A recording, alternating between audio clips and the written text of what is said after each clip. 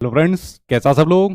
तो फ्रेंड्स, आज एक न्यूज आई है वो है आपके सीटेट के रिजल्ट को लेकर कि जिन बच्चों का सीटेट का एग्जाम पास हुआ था 2022 वाला, तो उनके रिजल्ट को लेकर एक न्यूज आई है। और ये न्यूज आई थिंक आप लोगों ने न्यूज पेपर के अंदर देख लिया होगा, ठीक है। और इस न्यूज से संबंधित जो आपकी पेटिशन डाली गई थी कोर्ट के अंदर, वो आपको स्क्रीन पर दिख रही है।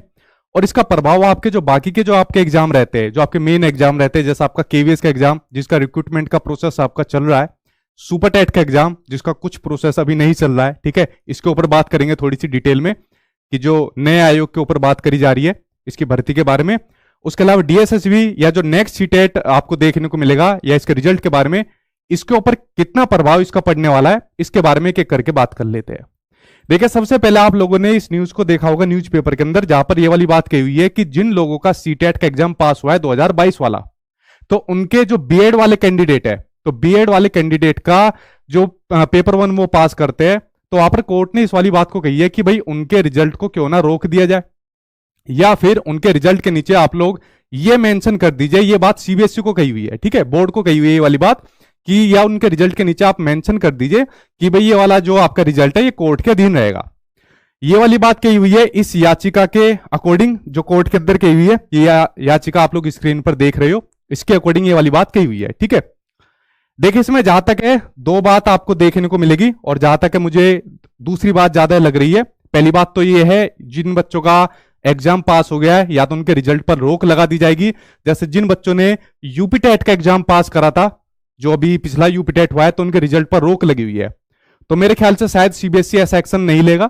तो सीबीएसई में क्या है, जिन बच्चों का सीटेट का एग्जाम पास हो चुका है, उनके डिजी लॉकर से संबंधित जो उस पर रिजल्ट अपलोड होता है, लगभग सारा काम पूरा हो चुका है।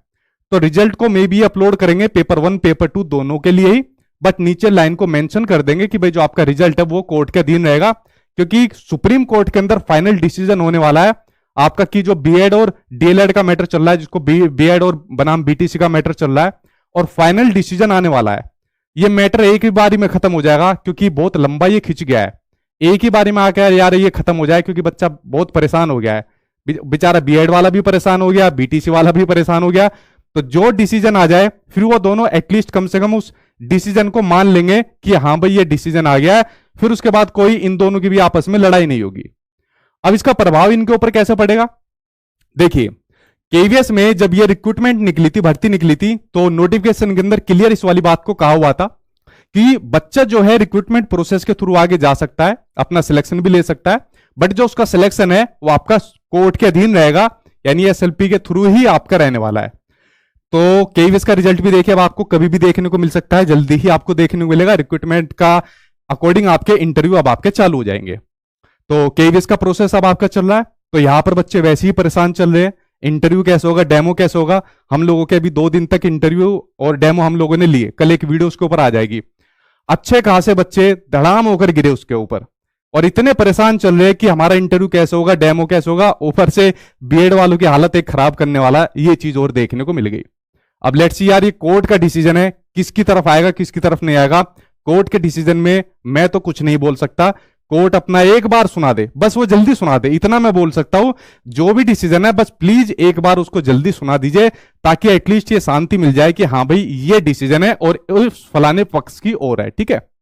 तो इसके ऊपर देखिए क्या पड़ता है, क्योंकि नोटिफिकेशन के अंदर क्लियर इस वाली बात को मेंशन किया हुआ है कि कोर्ट के अधीन ये रहने वाला है।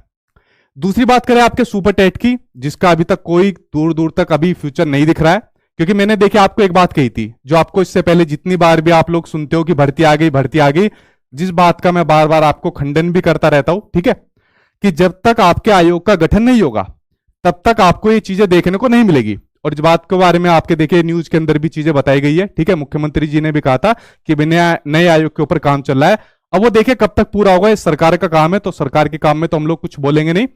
तो नए आयोग के गठन के बाद ही आपको यूपी टेट देखने को मिले या सुपर टेट देखने को मिले, उसकी जानकारी अभी मेरे पास कुछ भी नहीं है, और शायद किसी के पास भी नहीं है, तो तुक्के लगाना सही नहीं रहेगा।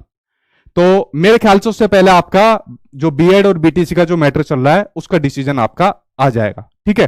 तो उसके बाद ही आपको कुछ चीज देखने को मिलेगी, चाहे आपका यूपी टेट हो सुपर टेट हो, बट उसके ऊपर अभी तुक्का मारना कुछ भी सही नहीं है, कब आएगा वो, ठीक है। बट लेट्स सी क्या होता है उसके ऊपर, वो देखने वाली बात रहेगी। उसके अलावा सेम आपका इसी तरीके से डीएसएसबी के ऊपर प्रभाव पड़ने वाला है। जो नया नेक्स्ट सीटेट होगा, जिसके ऊपर अभी विचार चल रहा है, मिनिस्ट्री की तरफ से मंजूरी मिली हुई है कि भाई साल में 2 बार कंडक्ट कराइए, उसके ऊपर अभी मंथन चल रहा है कि भाई जुलाई में इसको ले ले या फिर नेक्स्ट की तरफ लेकर चले। तो सारी चीजें वो क्लियर हो जाएगी आपकी अप्रैल के अंदर। तो अप्रैल तक वेट कर लीजिए। अगर आपका मान लीजिए अप्रैल एंड तक या मई के शुरुआत तक अगर आपको चीजें देखने को नहीं मिली तो समझो भाई इस पर भी प्रभाव पड़ेगा, ये भी आपका आगे जाने वाला है। रही आपके रिजल्ट की बात, जिन बच्चों का 2022 के अंदर आपका रिजल्ट आना था, तो मैंने कहा जहां तक संभावना दूसरे वाली चीज की बन रही है कि मैं भी आपके नीचे मेंशन कर दे कि आपका जो रिजल्ट रहने वाला है वो कोर्ट के अधीन रहने वाला है।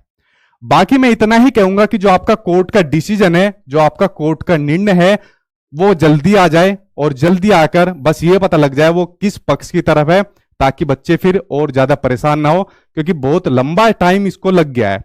एक बारी में बच्चा एटलीस्ट ये मान लेगा कि हाँ भाई ये डिसीजन आ गया है, फिर वो कम से कम एटलीस्ट संतुष्ट हो जाएगा कि हाँ भाई फलाना पार्टी थी वो जीत गई और हम लोग हार गए।